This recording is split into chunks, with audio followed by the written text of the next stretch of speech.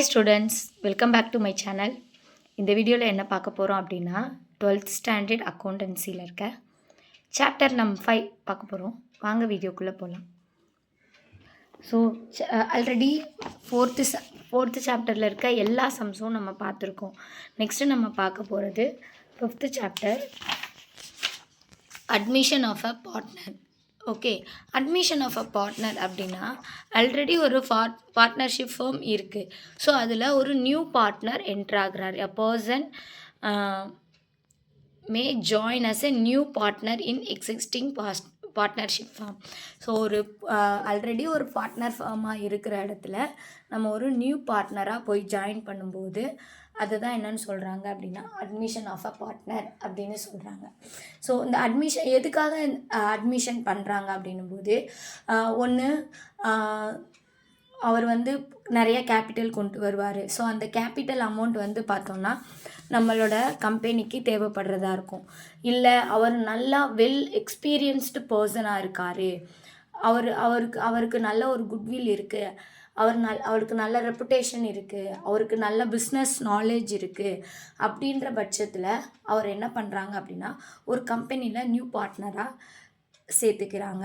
So அப்போது ஒரு கம்பெனியில் நியூ பார்ட்னராக அட்மிட் பண்ணும்போது நமக்கு என்ன கிடைக்கும் அப்படின்னா கேபிட்டல் அமௌண்ட் அவர் மூலமாக நமக்கு கிடைக்கும். கம்பெனிக்கு ஒரு நியூ பார்ட்னர் கிடைப்பாங்க. ஸோ ஒரு பார்ட்னர் புதுசாக நம்ம கம்பெனிக்குள்ளே என்ட்ராகும்போது நம்ம என்ன பண்ணுவோம் அப்படின்னா நம்மளோட கம்பெனியை டோட்டலாக ரீகன்ஸ்ட்ரக்ட் பண்ணுவோம். ஸோ ரீகன்ஸ்ட்ரக்ட் மீன்ஸ் நம்மளோட குட்ஸோட வேல்யூ, நம்மளோட அசட்ஸோட வேல்யூ, நம்மளோட லைபிலிட்டிஸோட வேல்யூஸ் எல்லாத்தையுமே என்ன பண்ணுவோம் அப்படின்னு பார்த்திங்கன்னா மறுபடியும் ஒரு ரீகன்ஸ்ட்ரக்ட் பண்ணுவோம். ஸோ அன்னைக்கு இருக்க வேல்யூ, ஒரு நியூ பார்ட்னர் உள்ளே என்ட்ராரு அப்படின்னா எந்த டேட்டில் என்ட்ராராரோ அன்னைக்கு எல்லா நம்மளோட ப்ராப்பர்ட்டிஸ் எல்லாத்தையுமே என்ன பண்ணுவாங்க அப்படின்னா ரீவேல்யூவேட் பண்ணுவாங்க. ஸோ அப்போ அந்த ரீவேல்யூவேட் பண்ணுற வேல்யூஸை ஓல்டு பார்ட்னர்ஸ்க்கு கொடுத்துடுவாங்க. ஓகேங்களா? ஸோ ஓல்டு பார்ட்னர்ஸ்க்கு டில் அந்த நியூ பார்ட்னர் வர்ற டேட் வரைக்கும் உள்ள என்னென்ன அசட்ஸ் இருக்குது, என்னென்ன ப்ராஃபிட்ஸ் இருக்குது, என்னென்ன லாஸ் இருக்குது, என்னென்ன லயபிலிட்டிஸ் இருக்குது அப்படின்றத எல்லாத்தையும் என்ன பண்ணிப்பாங்கன்னா ஃபுல் அண்ட் ஃபுல் க்ளோஸ் பண்ணிவிட்டு ஒரு நியூ பார்ட்னர் உள்ளே வரும்போது கம்பெனி நியூவாக ஸ்டார்ட் பண்ணும்போது அப்போது அவரும் ஒரு பார்ட்னராக மாறுறாரு. ஸோ அவர் என்னைக்கு ஜாயின் பண்ணுறாரோ அந்த டேட்லேருந்து அவரும் ஒரு ப்ராஃபிட்டபிள் பர்சனாக மாறுறாரு.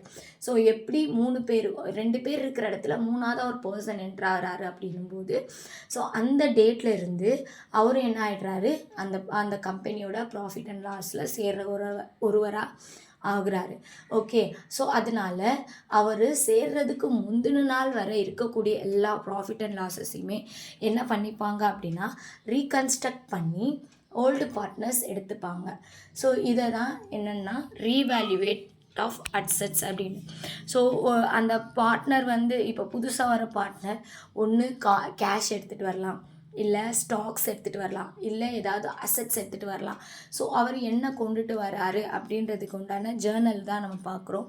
கேஷ் எடுத்துகிட்டு வர்றாரா, இல்லை பேங்க் மூலமாக எடுத்துகிட்டு வராரா, இல்லை அசட்ஸ் எடுத்துகிட்டு வராரா அப்படின்றத போட்டுட்டு so to partners' capital account அப்படின்னு மாற்றிடுறாங்க. So hope you all understand. Thank you for வாட்சிங்.